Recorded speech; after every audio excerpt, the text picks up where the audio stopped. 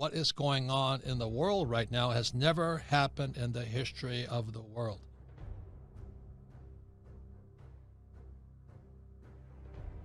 So the crash is bigger than I thought. So in March of 2020 was the biggest crash in world history of the stock market, but nobody knows anything about it because everybody's quarantined at home thinking about and social distancing and wearing face masks. So people are missing out on one of the biggest catastrophic cash heists in the history of the world. They don't even know what's happening. Now, the good news is, it's the good news and the bad news about money. This is the best time if you're ready for it. So I want you guys who are sitting at home, licking your wounds and wondering when you're going to go back to work and so you can get your lattes and cappuccinos and pizzas. Just know you might be missing one of the biggest opportunities in the history of the world because our governments have really screwed up. And I won't talk about conspiracy, but something's fishy about this crisis. There's something very fit. Why did they have to shut down the whole damn world?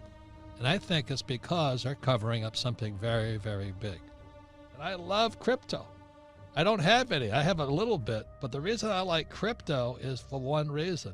It's outside the system. It doesn't depend on the Fed, the Federal Reserve Bank, or the Treasury, or Wall Street. Could you explain how Bitcoin is separate from the Fed, the Treasury, and Wall Street? That's the reason I endorse it. I don't trust those guys. If you trust them, buy mutual funds, right? So first thing to realize is Bitcoin is a digital currency, which is kind of strange because if me and you wanted to make a digital currency, what does that even mean, right? Do you control some ledger, some Excel sheet that has how much we both have? So Bitcoin came around using this blockchain technology so that both of us actually control the same ledger. The same source of record is controlled by both of us. And later on, that ledger grew to thousands and thousands of other operators. And all Bitcoin is a history of the transactions from different keys. So as long as I have a 64-digit key, that stores money. And I could use that key to send you money, and you could use your key and send other people money. Nobody controls it. Nobody can just stop it, right? I can just ban Bitcoin. There's no way you can ban Bitcoin. So it's floating out there across borders. There's no borders for Bitcoin, but it's being traded for other assets. It's actually the biggest asset to trade into other cryptocurrencies. So when we say that it cannot be governed or there's no policy around Bitcoin, there's just simply no way to control it. As the governments right now all over the world are printing literally trillions of dollars, and they're trying to pay off debt that's denominated in dollars. So that means the US dollar gets stronger because they need dollars to pay off the debt. And when you heard that they were printing trillions of dollars, as a Bitcoin person, what goes through your mind? Is that good or bad for you? If you are heavy in Bitcoin, it is good for you because Bitcoin has been inversely correlated with the dollar in terms of the dollar compared to the other basket of currencies. So if the dollar crashes or goes bad, Bitcoin is going to go up historically. That's just how it's happened. I don't consider Bitcoin, gold, or silver investments. I consider them insurance policies against the idiots running the Fed, the Treasury, and Wall Street. And they're a bunch of criminals as far as I'm concerned, because they're printing trillions of dollars at the same time causing billions of people to go unemployed. So as a crypto guy, what would you say to somebody who thinks this is a bad time? Why is it a good time for you guys? Well, we actually analyze not every cryptocurrency, the major cryptocurrencies on a milestone basis. So in different month periods, we actually predict kind of what prices each coin is going to go. And over the long run, it gets harder and harder to analyze, obviously. Even with the fears and we don't know when people are coming back, it's getting harder to project almost any asset. But if you do have a thesis that the dollar is going to decrease in value compared to other currencies, if you go by that thesis, Bitcoin will eventually, should go up in the long term.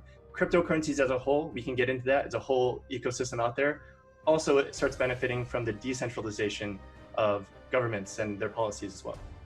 Originally, we're going to back it as one currency. Now it's going to be multiple currencies tied to each currency in the country. So USD coin, you'll have a pound coin, a euro coin.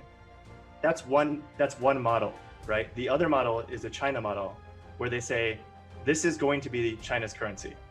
And we are going to distribute it through all our tech companies. They already have Tencent involved, they have Alibaba, and all their biggest banks, they're all involved in distributing this currency.